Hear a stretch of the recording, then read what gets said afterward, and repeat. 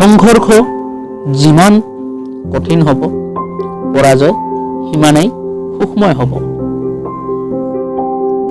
যেতিয়ালৈকে তোমাৰ সন্মুখত কোনো সমস্যা নাহে, তুমি নিশ্চিত হোৱা যে তুমি ভুল ৰাস্তাৰে গতি কৰি আছা।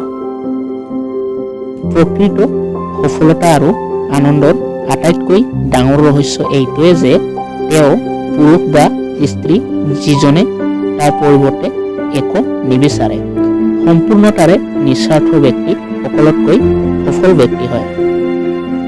উঠা, জাগা আৰু তেতিয়ালৈকে নৰবা যেতিয়ালৈকে লক্ষ্য প্ৰাপ্ত নহয়। যেতিয়ালৈকে তুমি নিজৰ ওপৰত বিশ্বাস নকৰা, তেতিয়ালৈকে ভগৱানক বিশ্বাস কৰিব নোৱাৰা। জীৱনত প্ৰসন্নতা এক অমূল্য ধন। সৰু সৰু কথাত তাক হেৰুৱাই নেপেলাবা। যিটো অগ্নিয়ে আমাক গৰম দিয়ে, সেইটো অগ্নিয়ে আমাক নষ্টও কৰিব পাৰে। এইটো অগ্নিৰ দোষ নহয়। তুমি নিজকে ভিতৰৰ পৰা জগাই তুলিব লাগে। কোনো তোমাক সত্য জ্ঞান দিব নোৱাৰে। তোমাৰ আত্মাতকৈ ডাঙৰ শিক্ষক কোনো নহয়।